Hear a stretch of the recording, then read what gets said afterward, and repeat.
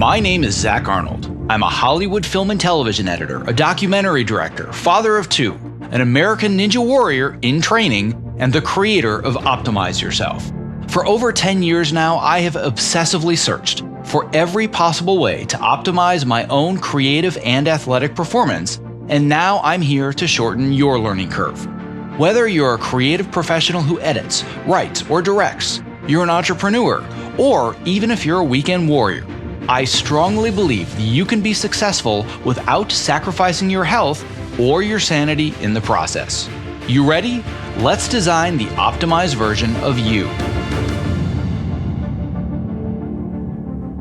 Hello and welcome to the Optimize Yourself podcast. If you're a brand new optimizer, I welcome you and I sincerely hope that you enjoy today's conversation. If you were inspired to take action after listening today, why not tell a friend about this show and help spread the love? And if you're a longtime listener and Optimizer OG, welcome back. Whether you're brand new or you're a seasoned vet, if you have just 10 seconds today, it would mean the world to me if you clicked the subscribe button in your podcast app of choice. Because the more people that subscribe, the more that iTunes and the other platforms can recognize this show, and thus the more people that you and I can inspire to step outside their comfort zones to reach their greatest potential. And now on to today's show. I have often said that being a post-producer is one of the most thankless jobs in Hollywood. They are tasked with pleasing seemingly opposing forces, meaning the studios, the networks, and the showrunners. But then they also have to manage a team of editors and assistants, and they have to make sure that the show gets finished on budget and on time. Having a good post-producer that not only knows how to keep the trains running on time, but also foster a creative and collaborative environment where everyone performs their best and enjoys life outside of work, well, that is a winning combination that is far too rare in our industry. Today's guest, Paul Leonard, is one of those rare species of producers that has both editors and showrunners alike wanting to work with him again and again. Paul has worked in television post-production for 23 years, and he's probably best known for co-producing Battlestar Galactica, which earned 15 Emmy nominations and 3 collective wins. He recently wrapped up a job at Marvel, where he was one of the vice presidents of TV post-production before he decided to go back to freelance producing. Paul is a fountain of knowledge and wisdom, with countless ideas about how to lead successful post teams. He also has a wealth of war stories about managing demanding executive producers. In today's conversation, Paul candidly shares his thoughts on what gets editors and AEs hired, and what qualities he likes his editors to possess in the edit bay. He combines a winning charm with a no BS approach that has earned him the well-deserved reputation for making great shows while also keeping his team happy and sane. And yes, it is possible, but it does take effort. This is a rare insider baseball conversation that is going to be valuable to anyone who wants to get the unique perspective of a post-producer who's in charge of hiring, delivering a high-quality creative product, and also getting maximum creativity out of his team while also promoting a well-balanced collaborative team environment. If today's interview provided you value, but perhaps there are a few of your own questions that you wish you could have asked today's guest, or maybe you would be super excited about the opportunity to even jump on a live conference call with today's guest, then I'm excited to share with you a brand new program that's called Podcast Insider. As a loyal listener and reader, I would love to give you the opportunity to become more involved in the content that we create for future episodes. Before you ask, becoming a podcast insider is completely, totally free, and it simply requires your honest feedback. All you have to do is visit optimizeyourself.me/insider to fill out a short survey, and you're in. It's that simple. As an insider, you'll have the ability to provide feedback on current episodes. You can suggest future guests, and you can even provide questions for me to ask them.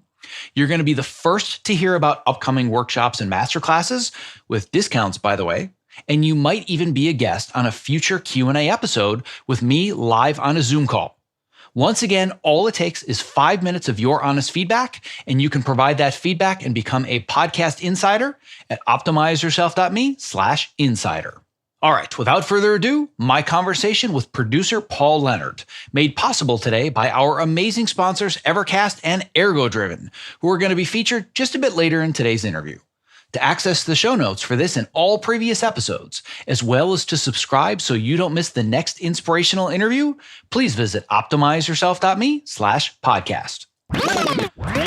I'm here today with Paul Leonard, who has been a freelance post producer for over 20 years now. Most recently, you were the vice president of TV post for Marvel, and you are probably best known for co-producing Battlestar Galactica, a show that TV Guide and Time Magazine both called the best show on television, which earned 15 Emmy nominations, which included the following post categories: editing, sound editing, visual effects, sound mixing, and you had 3 collective wins. So it certainly sounds like, Paul, you have been around the block or two in the world of post-production. It's a pleasure to have you here today. Thank you, Zach. It's my pleasure. Well, I'm looking forward to this because I have spent many years talking to a lot of creative professionals, mostly editors and assistant editors, and I'm really interested to start bringing more of the producer point of view into this conversation. I have spent the last several years trying to really help people understand that putting our needs and our well-being and our mental health and our sanity first, and the way we treat each other and the way we work together, is ultimately what's going to get us the best product, not just being these drones at our workstations that put in 80, 90, 100 hours a week. And through the grapevine, through one of my contacts that's worked with you for many years, she said, "You have got to talk to Paul. I think you're going to have a lot that you're going to have to talk about." So I'm super excited about that, and we can talk shop and we can talk politics ad nauseum. But before we do that, I'd like to get to know a little bit more about you and your own journey. So I know that you are in the producing world now, and you have been for most of your career. But as I understand it, you've also done a fair amount of editing yourself, especially in your earlier days, and you're a bit of an editing nerd, just like us. Would that be the case? A little bit. I loved editing in high school. I had some VHS decks, one with flying a race head and things like that, and used to play and make videos with friends. Then I got into undergrad film school at the University of Texas in Austin, and edited my projects and other people's projects as well, and really would get lost in it. Like, oh goodness, it's 5 a.m. I've been doing this for 12 hours or something like that. And then I went to USC to get my master's in a producing program, which honestly I had mixed feelings about. I'm grateful that it coaxed me into packing my bags and convincing my fiance to move to Los Angeles. But ultimately, after 2 years in an MFA from USC, I found myself temping to pay the bills and trying to figure out how to make a career for myself in the entertainment industry. So I do want to add one thing quickly, which is I wasn't the vice president of TV post at Marvel. I was a vice president. The other was Paul Gadd. Paul Gadd was there a good year before me, and we shared responsibilities. And I looked to Paul as a mentor and a peer, and he's fabulous. Which is interesting because, as we talked about right before we started recording, I see Paul Gadd as a mentor as well. He's one of the very first people I reached out to early in my career, and had a chance to visit the 24 post facilities and chat with him, and have kept in touch ever since. And it's a very, very small world we live in, which is why it's so important to be nice, right? I completely agree. Don't burn bridges. Don't badmouth anybody. At the same time, and you were talking about creating a sane work environment. It's something I think you learn along the way. And when I first fell into post, dating myself back in 96 on a show called Sliders, produced by Universal for Fox, within a few months, I found myself working 6 and 7 day weeks as a post coordinator. And my wife said, "What are you doing? Like, this is insane." And I actually went to my boss, the AP, and said, "I don't want to do this." And, he talked me into sticking around. There's a certain thrill about, putting the last piece of the jigsaw puzzle in and getting it in just under the wire, but it can also be stressful and terrifying. But I don't like watching that punish other people. And I saw a number of casualties early in my career on a non-union show with kind of an angry showrunner who liked to fire people.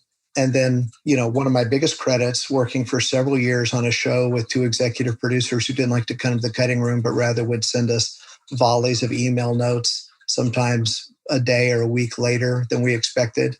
And so it became a hurry up and wait situation, and lots of long hours, and poor assistant editors who were making outputs every night at midnight at 1 a.m. And it was kind of terrible. And I, at some point, I finally kind of circled the wagons, and I pleaded to the studio for help in managing the EPs on that show. It was one in particular, and they weren't very effective. And it took me a few years to look back on that and understand that the executive in charge from the studio point of view was actually someone looking to that same executive producer for employment. So he wouldn't discipline that EP. But I did my best to say, look, we're not doing this, or we're going home, or in some regards, waiting on notes from that particular individual, I would make my own notes. And I sent those to him and said, if I don't hear from you tomorrow, these are the notes that I plan to execute with this editor. And it would anger him and provoke him. He would usually embrace 3/4 of my notes, perhaps out of laziness, and then throw in his own 20% and say, okay, let me see this tomorrow night. But it was just to we got to keep this thing rolling. And this was a show that had, 100 to 200 visual effects shots an episode. So we had to make a lot of decisions early in the process in order not to destroy those artists' lives. At some point early in this program, we built our own VFX shop. And so I was signing time cards for artists, sometimes up to 20 and 30 artists a week. And you really had to be smart about keeping that assembly line primed and moving, or it would cost you a lot of money. So, and I'm not sure I answered your question about as far as telling you a little bit about myself. Film nerd, love editing. I was a projectionist in high school. I worked at the first video rental store in Dallas, Texas when I was 14 years old. I've always tried to get as close to entertainment as possible.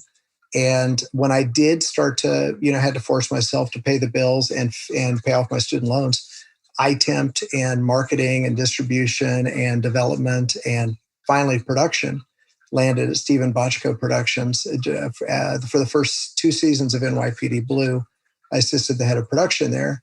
And that's where I really started to get a good idea of everyone at work and what their responsibilities were and how a team made a show. And the post guys seemed to be having the most fun.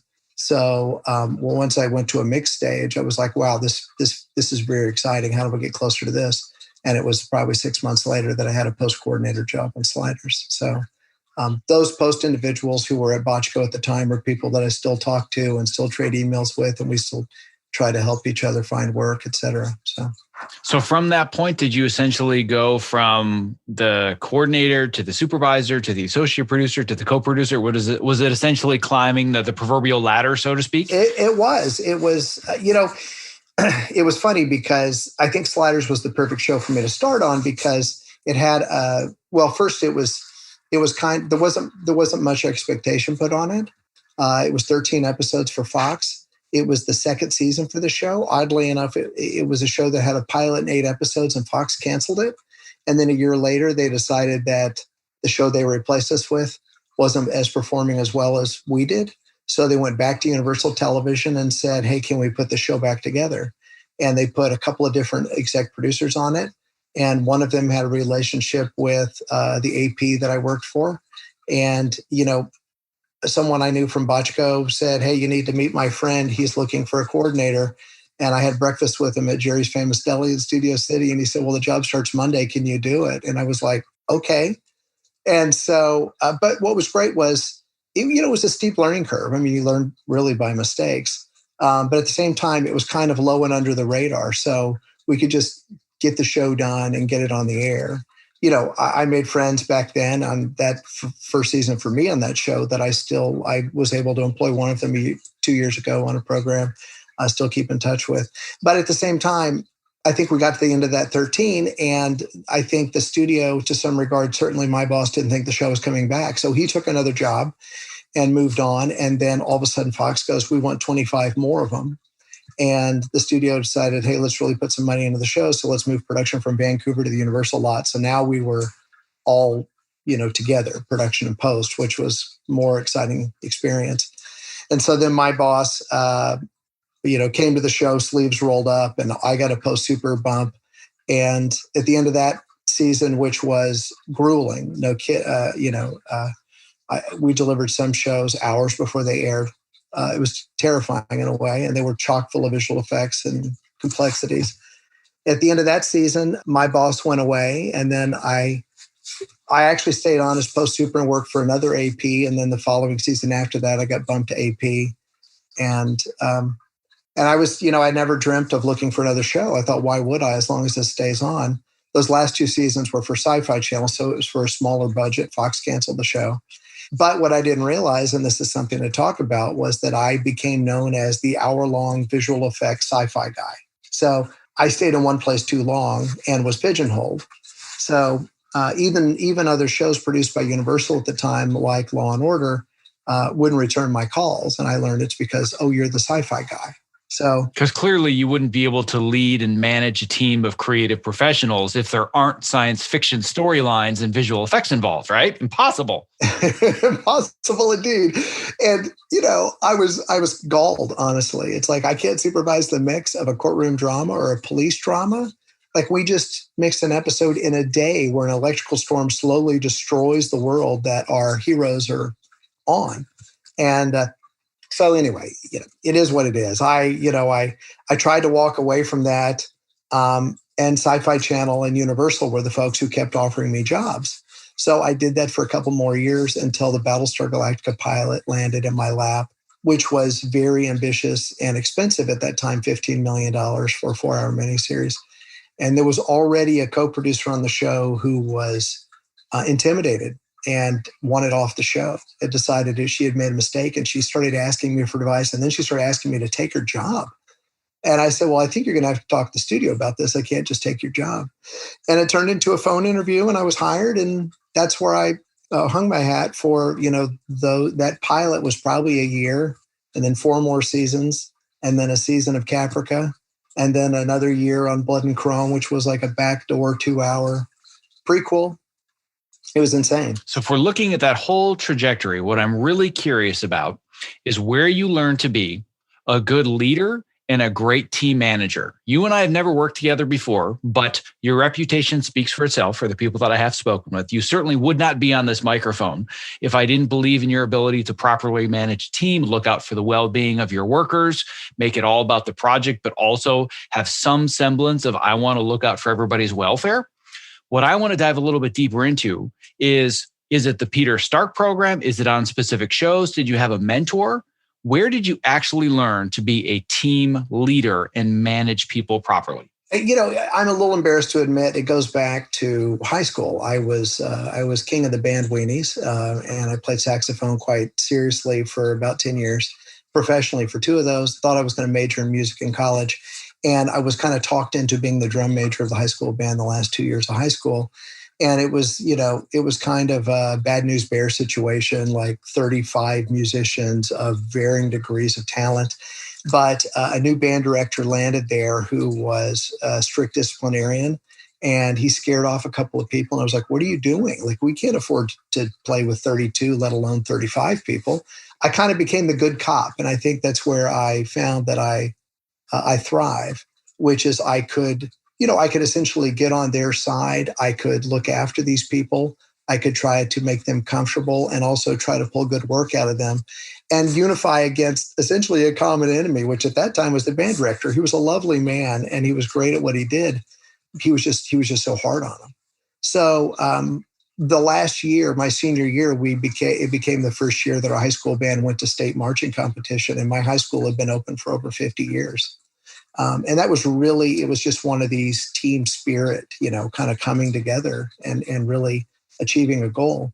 And then in college, I helped start a student-run television station and thusly appointed myself station manager because I helped raise all this money, and we essentially applied for and won an access cable allocation at the University of Texas, creating what's called Texas Student Television, which is still in the air in Austin or on the cable. And I, again, working with dozens of people of all different backgrounds towards a common goal, it became successful for me. And I, along the way, had decided that producing made better sense for me than directing. The budding directors that I met in undergrad film school were more egotistical than myself. And they were so passionate about a particular vision, sometimes uncompromising. And I was always the cheerleader who kept people together.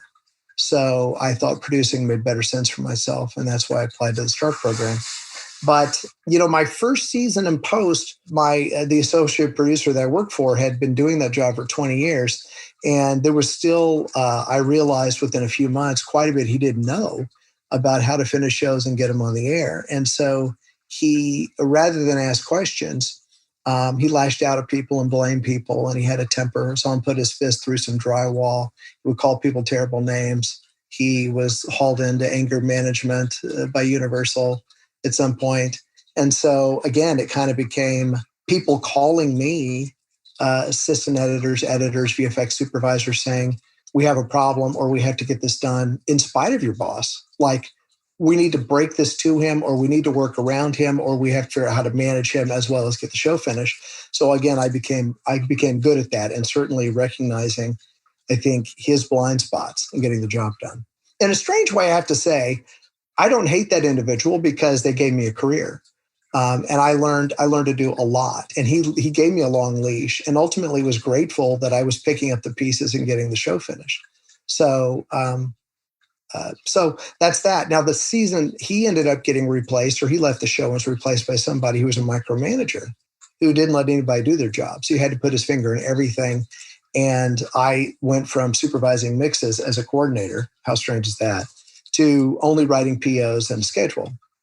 But never going home early, like staying until I had to be the last one out to turn off the lights. And nobody really enjoyed making that show because they didn't feel like they had room to do their jobs or be trusted with some creative responsibility. So when I was given the opportunity, it was more of a reaction against my first two bosses. Like, how do I find that happy medium where people enjoy themselves, they can express themselves? Early on a little show called The Invisible Man for Sci-Fi Channel in 2000, I found myself talking to editors and assistant editors and post supervisors about, why isn't the show work better? What are we missing? And it became this kind of a sandbox approach to this open dialogue that loved the program, but was also very critical of it. And then I would approach the showrunner. Like, we had another idea, or what if we did this? Or what if we aired episode 6 before 4? Or what if we move this here? This one editor had this great idea for a restructure. And surprisingly, I found the showrunner, when he wasn't yelling at people, to be open-minded and say, well, let me see that. Or can you go make that version of it and show it to me? And, I became a bit of a facilitator and an encourager.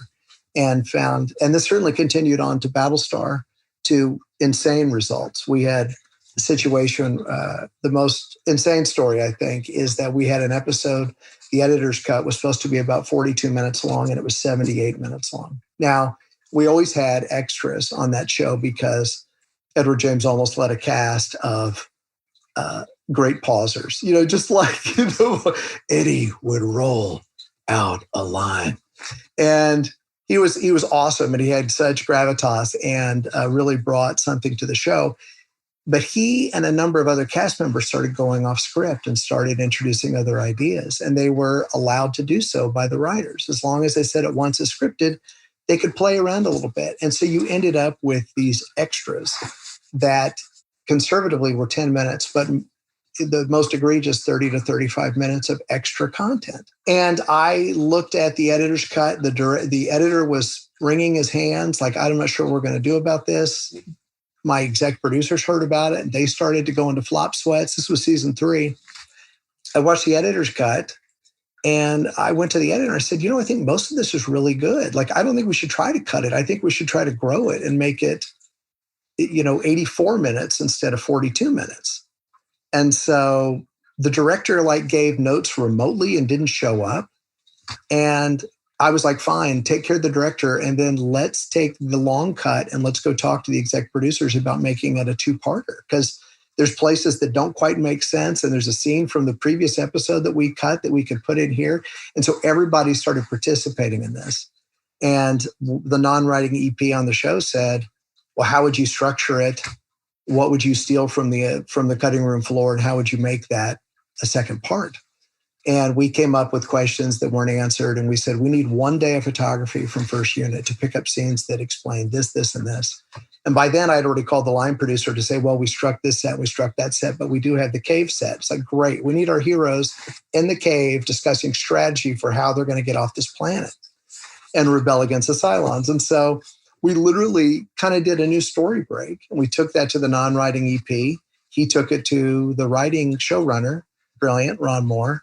And then they pitched it to Sci-Fi Channel. Sci-Fi said, sounds great.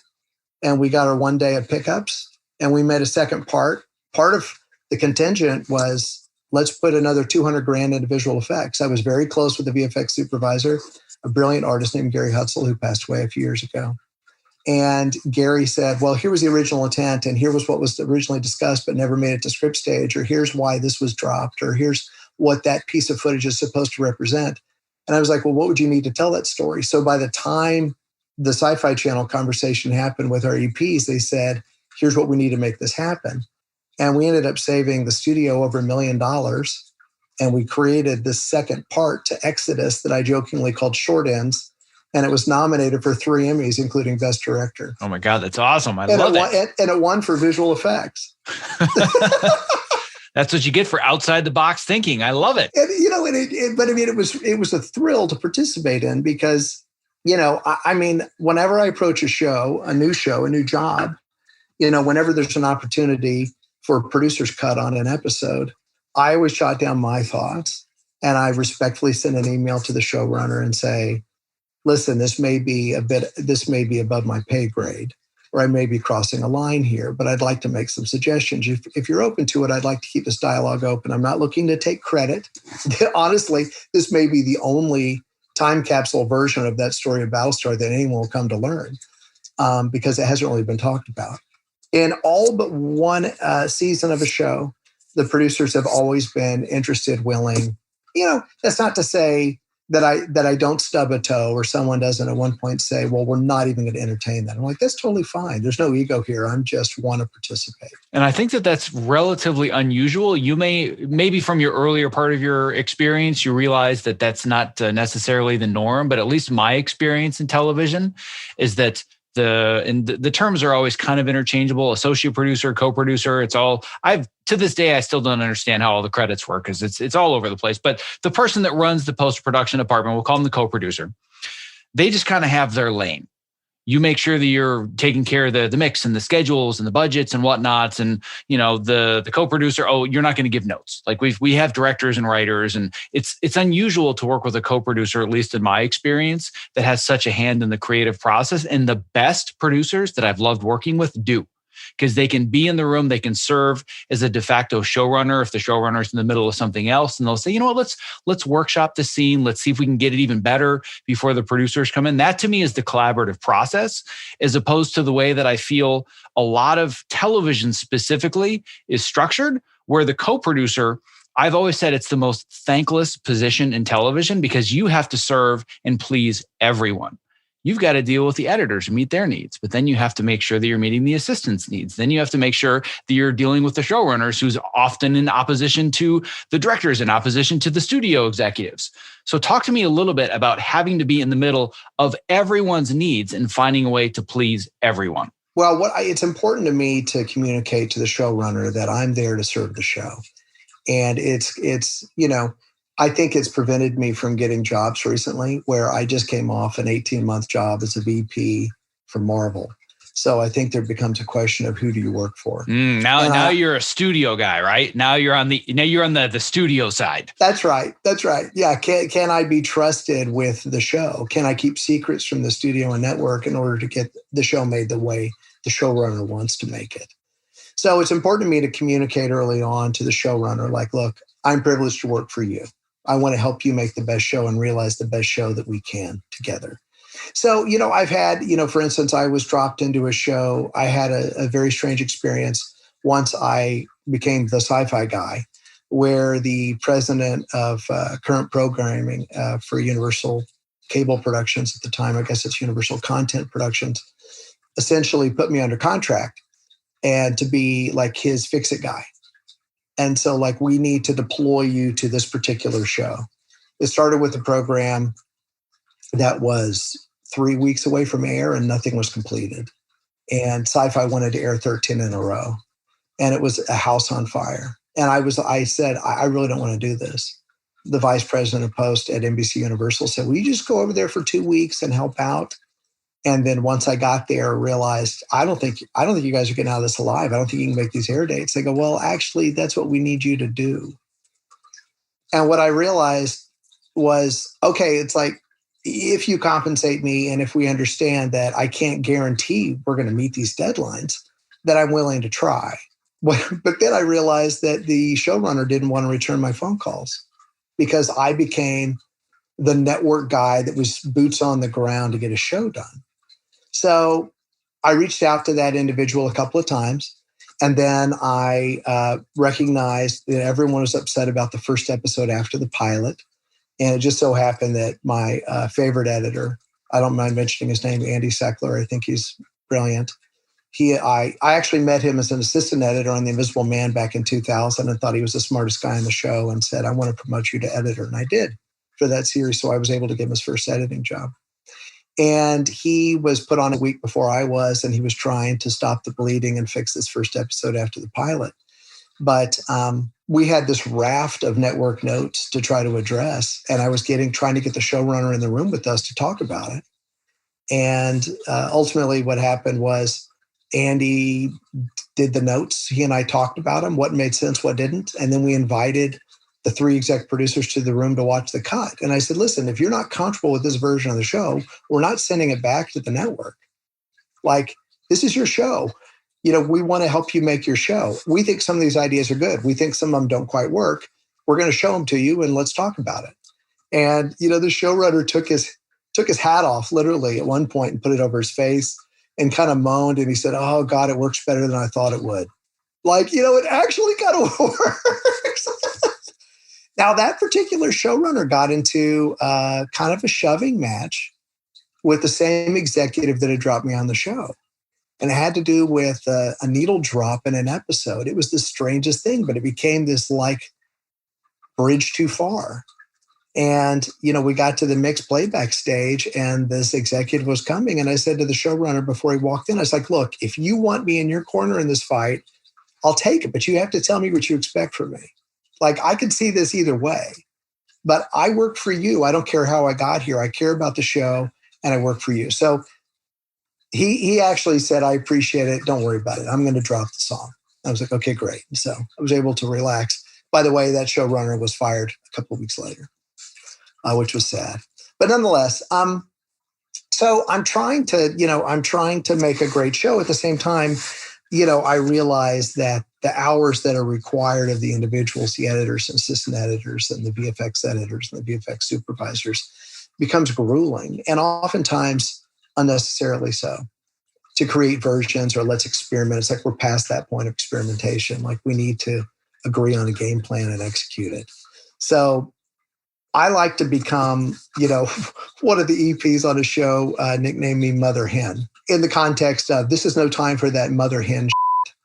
And that I felt terrible for these people who were putting in crazy long hours.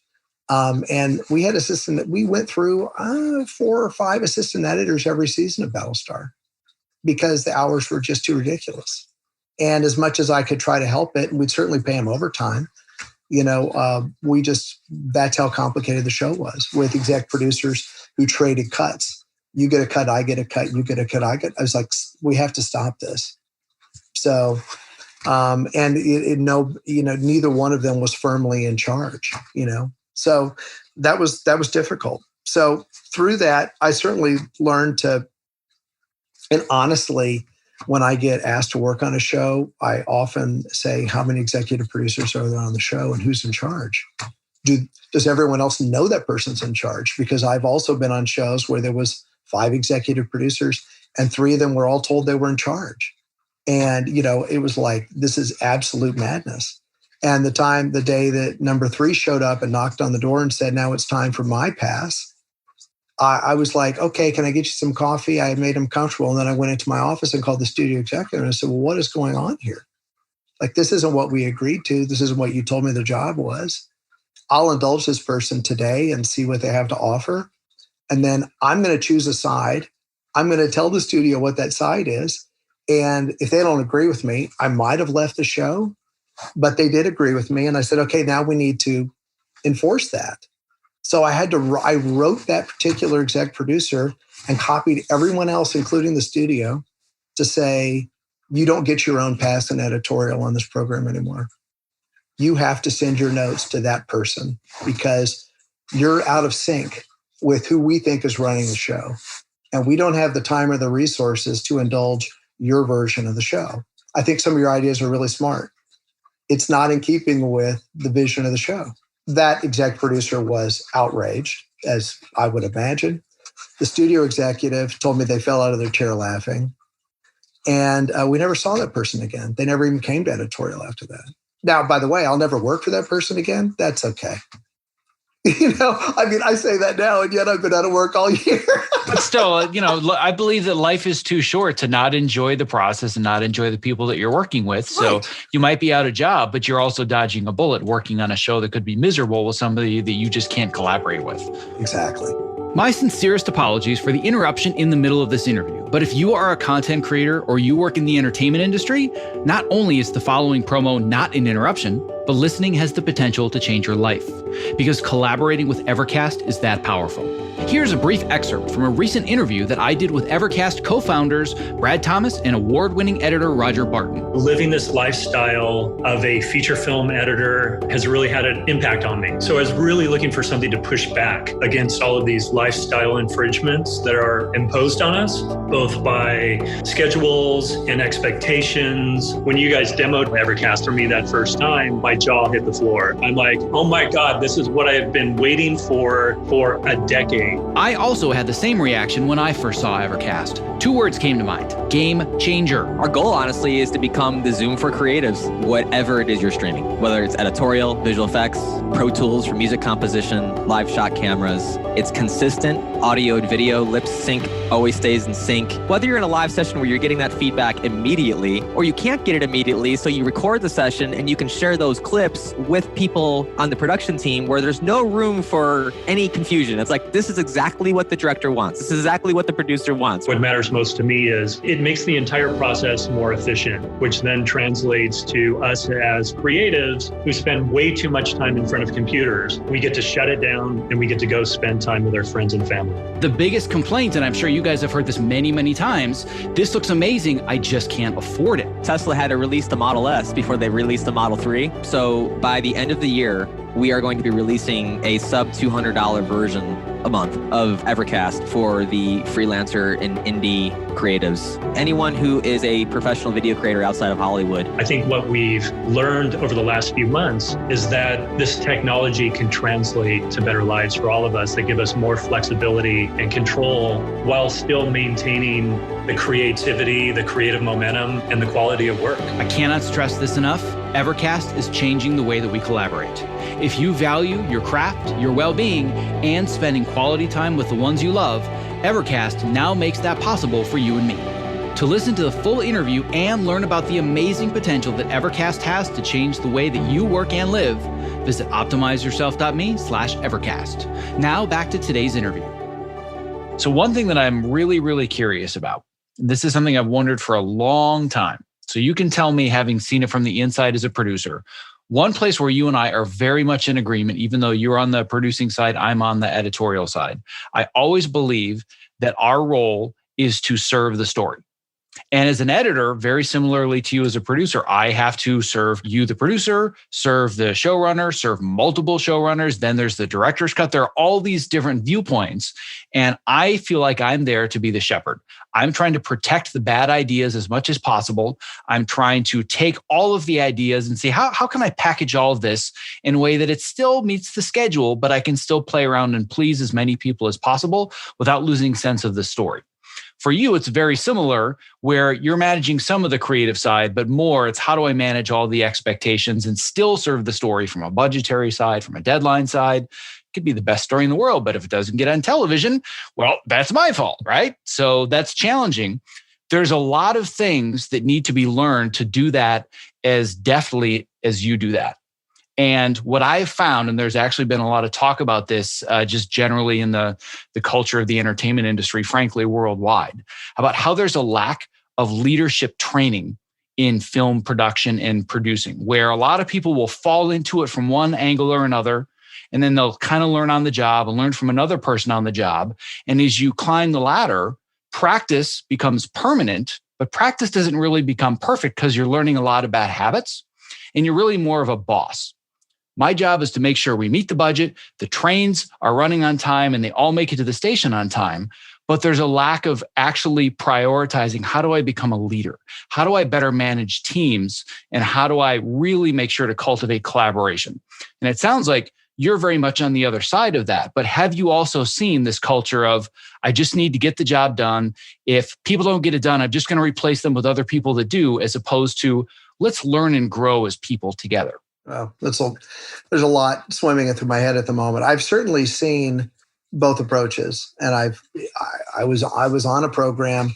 Funny enough, I was hired because the showrunners, it was a team, said, we love Battlestar. It's one of our favorite programs. If you're the guy who posted that show, we want you on this show.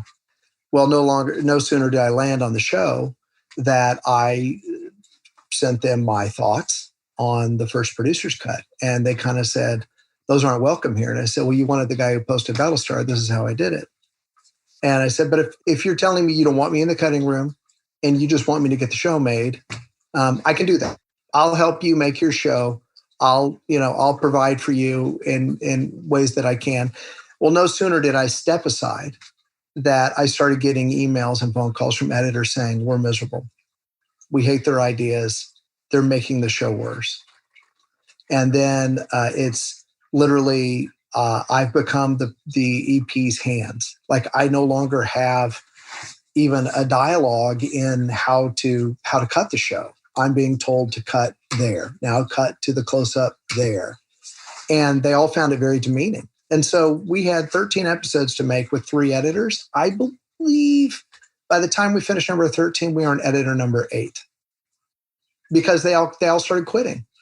So once my inbox became full of complaints, I went back to the exec producers and I said, we think you're hurting your own show. We think you reach a place of diminishing returns where you start tearing your show down and the editors are not enjoying themselves. And they think there's a better version of the show that was stuck on the drive. And one of the EPs called me very upset, like, how dare you speak to us like that? And I said, okay, it's fine. I'm just explaining to you that people are going to start quitting and it's going to become more and more challenging to finish your season with tight deadlines. And that's what happened. Literally one editor one day said, I can't do it. Today's my last day. And the editor in the next room was like, he just quit? Well, I quit too. I'm like, I'm not going to stay for this. And I had to talk to my EPs to say, this is what I was trying to warn you against. And then guess what? Hey, assistant editors on the show. I started calling other editors, started polling other editors. Do you want to come? This is what it's going to be like. Yes, it'll pay well. Yes, I'll feed you lunch and perhaps dinner. If that's if those are the hours we end up keeping, I can't say that you'll love it, but we'll do the best we can. And, as it turned out, one assistant or 2 assistant editors both got opportunities to edit because we couldn't find editors to fill those chairs to get the shows done. So that was not, I confirmed that, well, I don't want to work for that team again. And, they still get shows made and that's fine. And I went back to working. I should mention Kevin Murphy, an executive producer I've worked for on 3 different series, who is a lovely and very collaborative and open-minded, fun individual.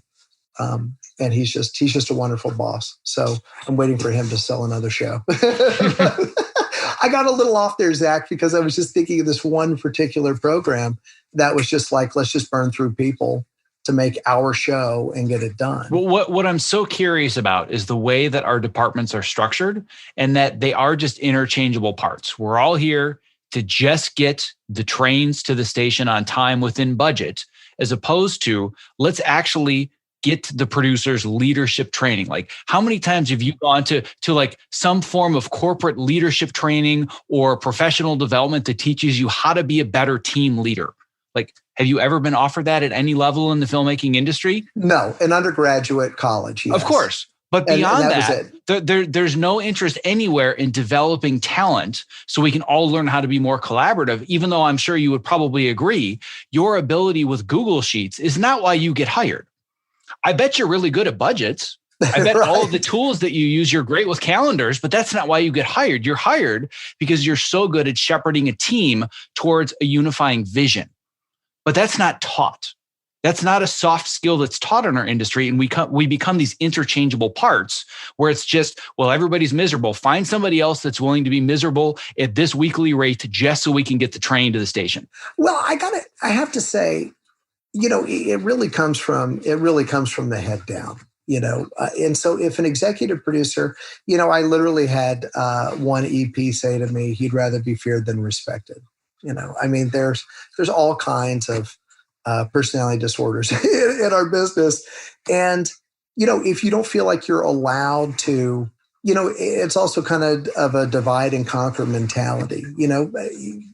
It's not every showrunner that is open to ideas or contributions, and you find this from the composer, from the music editor, from the mixers, from the colorist, from so many people who participate in making the show. If they're given an opportunity to tell you what they really think or to present another idea, they get really invested and they get excited about participating in the show. So I found, because I love every step of the process, that when I ask those questions or I bounce my own ideas off of those individuals, they go, what about this instead? I love that. And so my hope is to get that individual recognized for that contribution. So when given the opportunity, I'll say, the mixer had this other idea. And so we also prepared this other version, or if you're interested, we could pursue that. And, and then often, most often, those people in charge will say, yeah, let's check that out. But at the same time, I think because there's so much content these days and a demand for so much content, that a lot of people are being pushed into executive producer jobs that aren't qualified, that aren't ready for it, that are wildly insecure, who might be temperamental, who may, avoid eye contact with post-producers and editors. There's just all kinds out there. So, again, someone in my job, which I think is kind of a middle management job, might approach that individual with the same kind of, we have an idea. But I think more and more would probably expect to be shut down. Like, we're just not interested in that. This is what we're going to do. So, it's difficult. You really have to kind of read the room and test the waters and see what the boundaries are and above you, I think, before you can pull everyone together. So, it's tough, because that executive producer, may spend 3 to 6 days with an editor, 12-hour days, at the same time taking phone calls and eating lunches and dinners and whatever. You get so involved in people's personal lives and other business that goes on. We have to some degree, take our marching orders from those people. And it's funny because one of my nightmarish executive producers continues to work and went on to other programs. And at some point, the co-producer of one of his subsequent programs essentially approached me and said, I understand you worked for this gentleman for this many years. I said, yeah. And he goes, well, how in the world did you do it? And I said, well, I threatened to quit. Because, season 1 of this particular program, I got to a place where it's like, there's no way I can manage this program and sleep at night and provide any kind of sanity for my team as long as this particular individual keeps behaving like this. So this is like episode 10 of season 1. I said to my wife, I think I'm going to get fired today because I'm going to go after this guy. And she said, please do. Let's just get it over with. And instead, it turned into a funny relationship where he didn't mind being pushed back. He was a bully that liked to pick on people and he liked to scare people, but he actually enjoyed sparring with me. And once I realized that, then I was able to take more care of people and to tell that person no. And so when this co-producer approached me years later and said, how did you manage him? And I said, well, I told him off and I was prepared to quit. And he just was horrified at that. Like it never entered his mind. Like, that's not my relationship with him. I could never get away with that. And I would say, well, I didn't think I could either.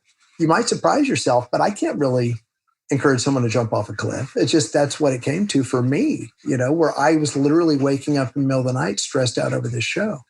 Where I'd love to switch gears next, knowing the amount of shows that you've worked on, the number of seasons, and how collaborative you are with the creative process. I want to look at this from the perspective of the editor hoping to get the attention of either the co-producer or the showrunner that's saying, I want to work on this job. You've worked with a lot of editors in your career, I would presume. What is it that you're looking for when you want to hire an editor? Because it's not a simple process. You don't just say, well, qualified and avid, check. Oh, looks like you can do outputs, check. It's a lot more complicated than that. So if I'm interested in working on a show with you, or I want to get the attention of the showrunners or the executive producers, how do I do it as an editor? What are you guys looking for? Well, oftentimes the executive producer, maybe in tandem with the studio, might say, here are the kind of editors we're looking for based on credits. We're making a horror show with a sense of humor. We think it's like this, that, and the other. So don't bring me a sitcom editor. Don't bring me a straight drama editor or a period piece editor. Again, it goes back to the pigeonholing. And so, you kind of start by looking for editors who've worked on programs that your creative team aspires to make or, enjoys themselves. And then, you end up with, when I was doing this job with Paul Gadd at Marvel, we might end up with a list of 30 editors based on credits and some referrals and diversity. We're trying to build, let's get, a nice diverse group of people. And then you go to, the executive producer as well as the creative executives at Marvel and say, who do we like? And they may say, let's meet with these 16 people, or these 15 people to hire 3. So, you've checked availabilities and things like that. And then you get these people in the room. And what I found, I joked at Marvel because I sat through so many meetings and interviews that I wanted to make a sign that said, stop talking. Because I found more people, and this probably applies to myself as well, maybe I recognize it in myself, more people would talk themselves out of a job. Like 3 minutes before the end of the interview, I really felt like they had the job. And then they would volunteer a little too much or say something ridiculous, and you could just feel the room go cold. And I was like, oh no, I can't believe it. And then after they left, somebody say, why did they say that? And that was terrible. But, ideally, what I try to encourage in the candidates that we would hire or look for, and there were a number of shows that we crewed up that never went into production. Marvel gets so excited that they would say, we're going to make this pilot. Absolutely. We're going to make it for ABC. And we would build a dream team. And then 2 weeks later learn, oh, we're not making it after all. I was like, what are you talking about? And this happened several times at Marvel. So I went through this exercise quite a bit.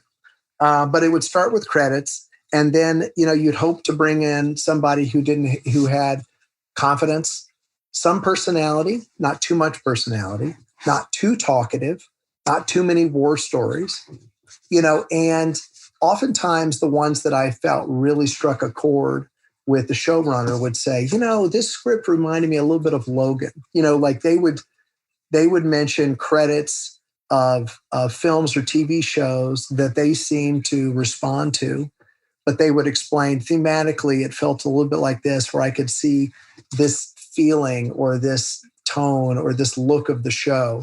And oftentimes executive producers say, yes, I love that.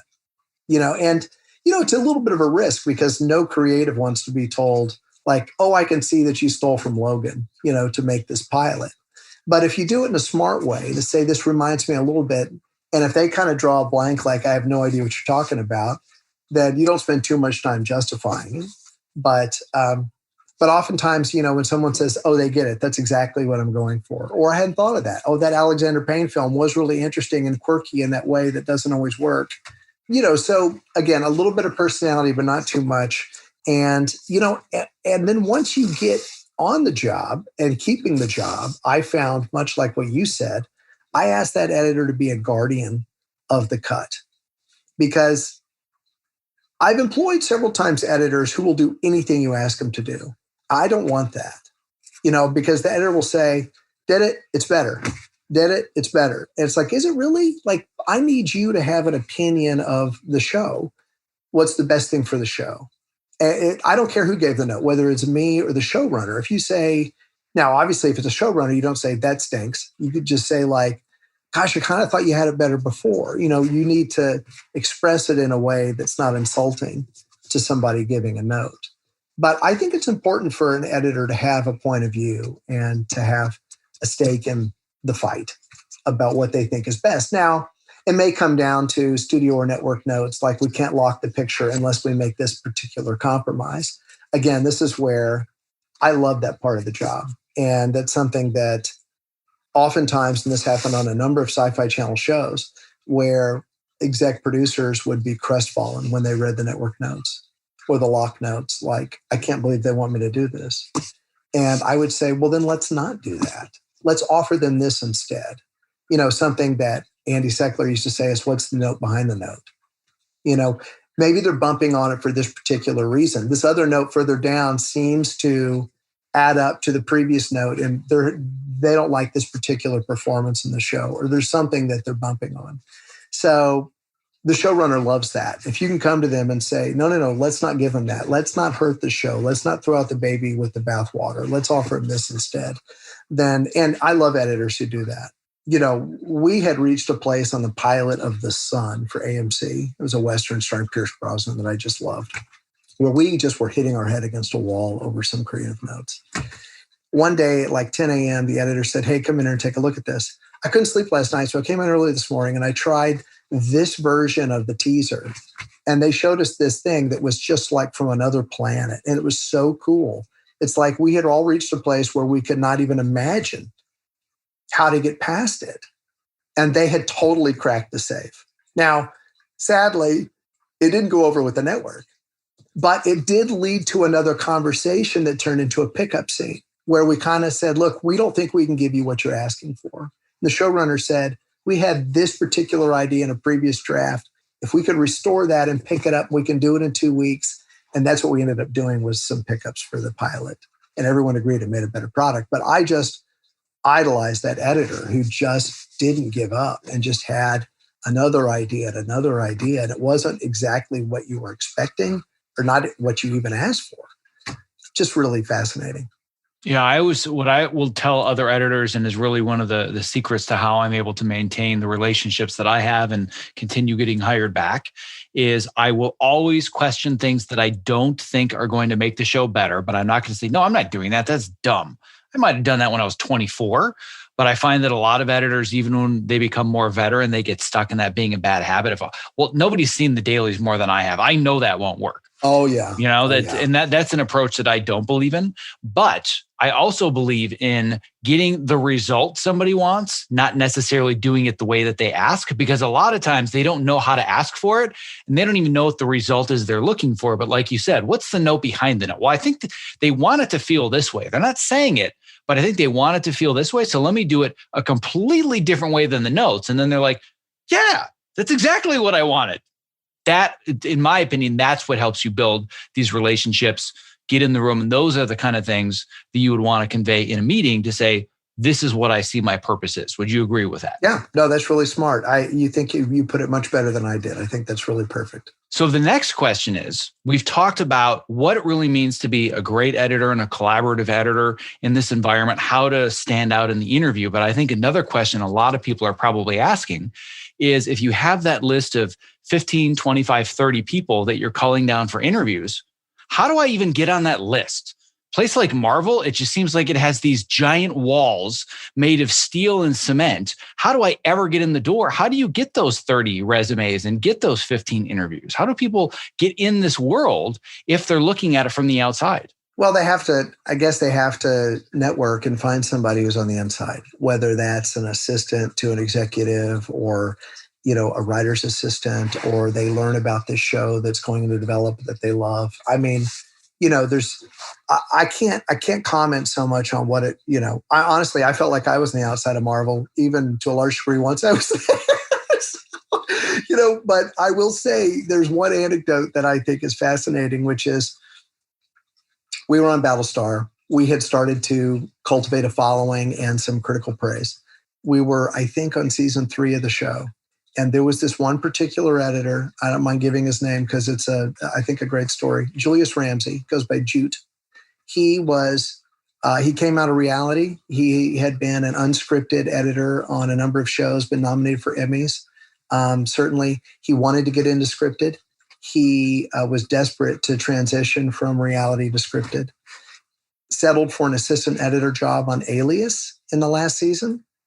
Assisted an editor who, it's the last season of a show and it starts to run out of steam and everybody's looking for other opportunities.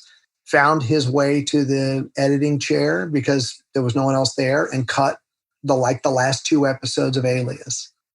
Had made an impression on those producers, exec producers, said, wow, he was great. At the same time, he had called our office for months and wanted a job on Battlestar. And he had sent me his resume. And I said, look, I don't know what to tell you. My executive producers are not going to hire the guy that worked on all these reality shows. They're just not. And he was like, I want to do it. I want to do it. Alias, I've done all this, da-da-da-da-da. And I started sending the calls to my post super who became friendly with this guy. He was just worn down by it. It's like, he's got a lot of charisma. He's really saying, he's speaking the right language. I really think we should give him a shot. Well, funny enough, I had an editor a few weeks after that last conversation, who said, I'm taking a month off. I'm burned out.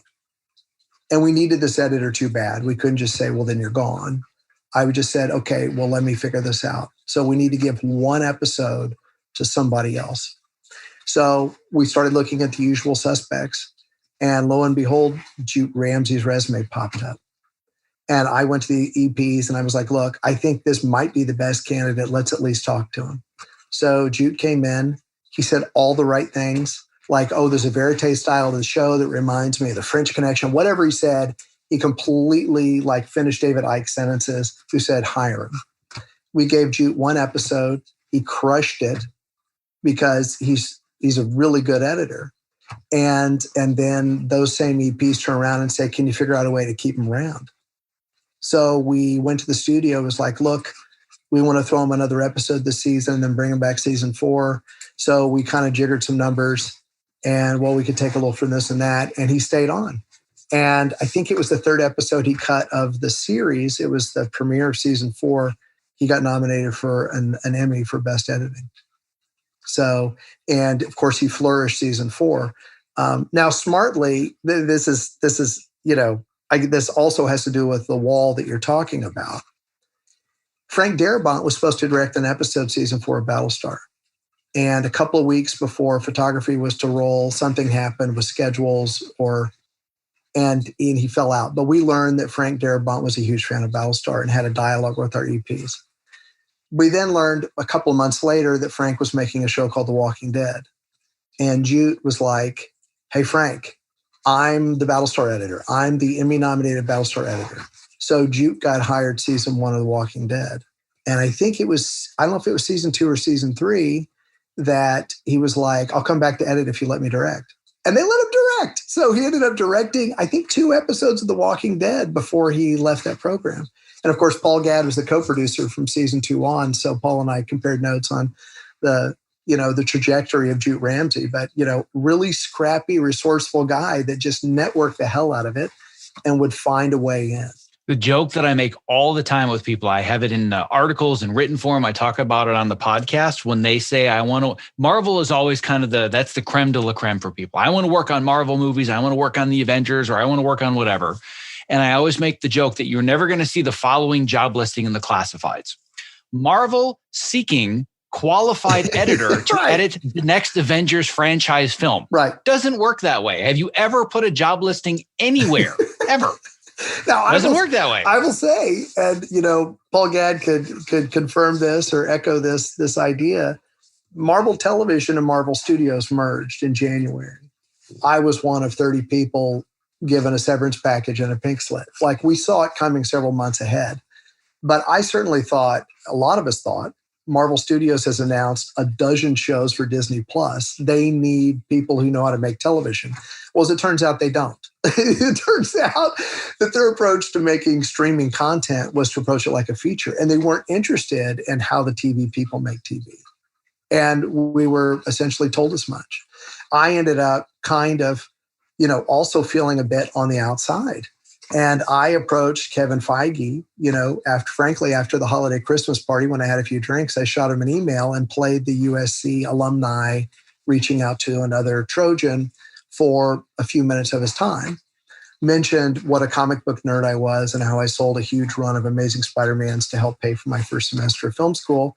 And very considerately, he wrote me back and he set me up with an interview with the number 3 person at the company, whose name I won't mention at the moment.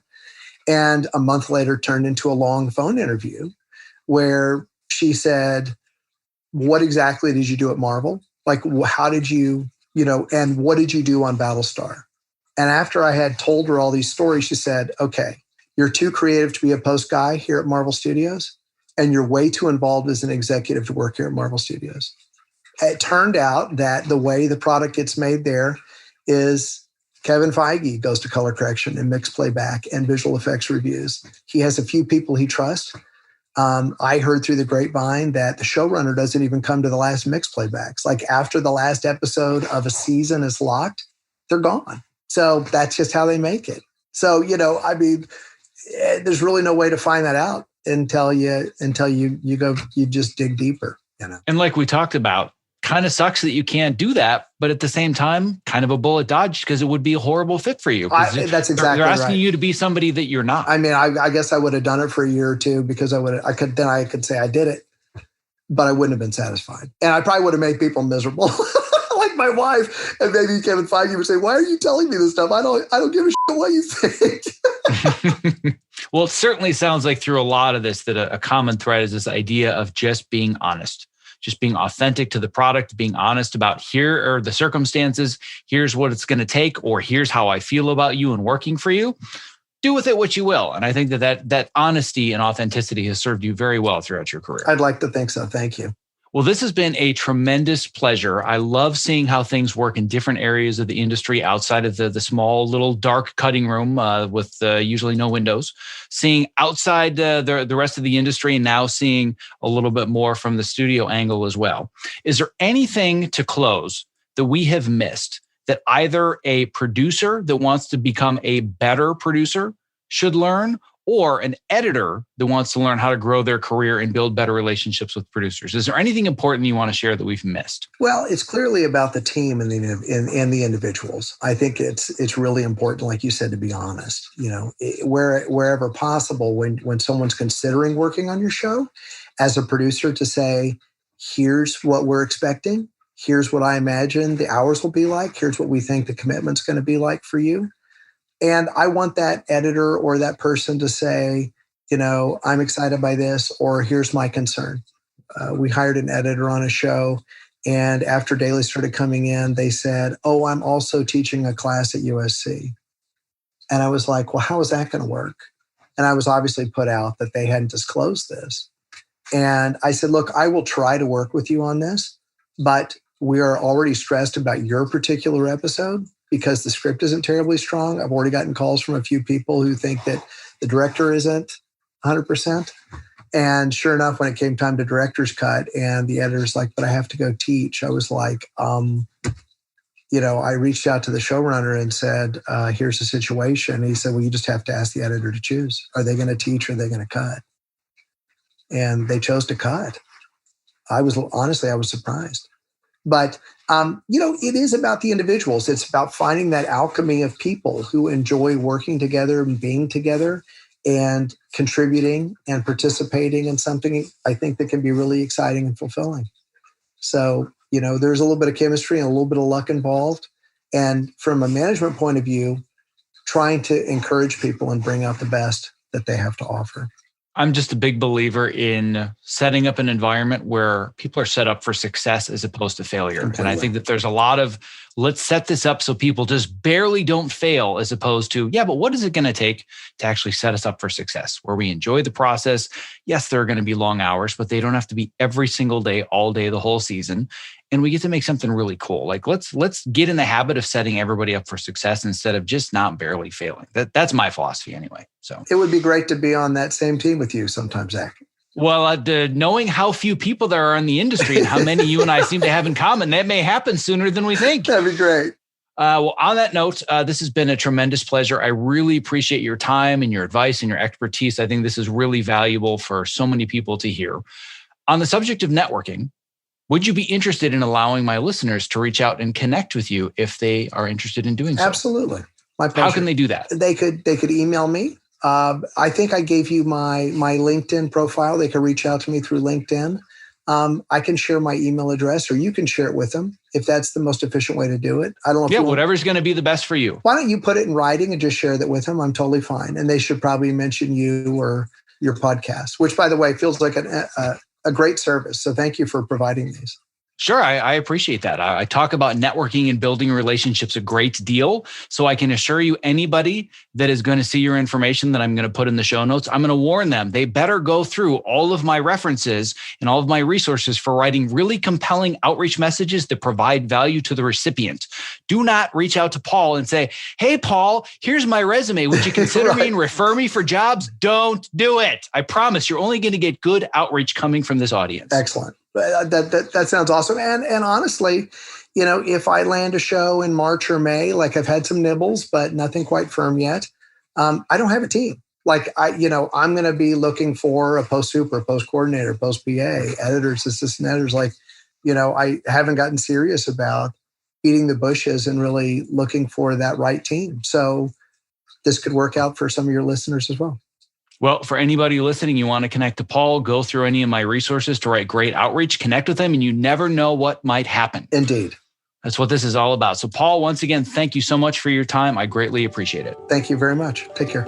Before closing up today's show, I would love to ask for just a couple additional minutes of your time and attention to introduce you to one of my new favorite products created by my good friend Kit Perkins, who you may recognize as creator of the Topomat. Here is a brief excerpt from a recent interview that I did with Ergo-Driven co-founder and CEO Kit Perkins, talking about his latest product, New Standard Whole Protein. I'm into health and fitness generally, but I want it to be simple and straightforward. About a year and a half ago, I started adding collagen into my protein shakes. And man, the benefits were like more dramatic than any supplement I've ever seen. So I thought, if I could just get this down to coming out of one jar and it's ingredients that I know I can trust, and you just put it in water and you don't have to think about it. When people think of protein powders, they think, well, I don't want to get big and bulky. And that's not what this is about. To me, this is about repair. So a big part of what we're talking about here is you are what you eat. Your body's constantly repairing and rebuilding, and the only stuff it can use to repair and rebuild is what you've been eating. Unfortunately, as the years have gone by, every day getting out of bed, it's like, 2 or 3 creaks and pops in the first couple steps. And that I thought you just sort of lived with now. But yeah, once starting the collagen daily or near daily, it's just gone. So for us, job 1A here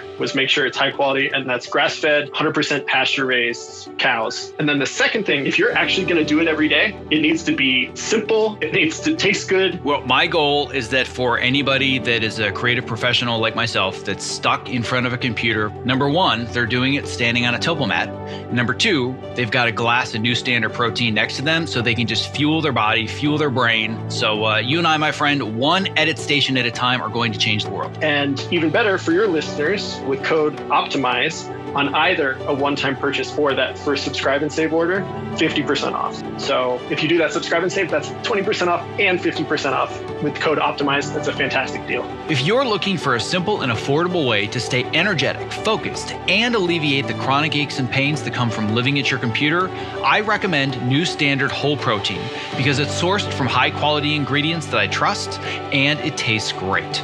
To place your first order, visit optimizeyourself.me/newstandard and use the code OPTIMIZE for 50% off your first order.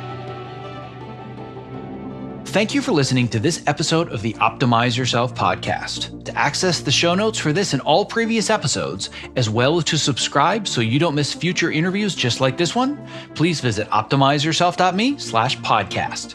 And as a quick reminder, if you would like to be involved in the creation of future episodes, which guests we have on the show, our topics of discussion, and so much more, I would like to invite you to become our newest podcast insider. All it takes is a few minutes of your honest feedback at optimizeyourself.me/insider. And a special thanks to our sponsors Evercast and Ergo-Driven for making today's interview possible. To learn more about how to collaborate remotely without missing a frame and to get your real-time demo of Evercast in action, visit optimizeyourself.me/Evercast. And to learn more about Ergo-Driven and my favorite product for standing workstations, the Topomat, visit optimizeyourself.me/Topo. That's TOPO. Thank you for listening. Stay safe, healthy, and sane, and be well.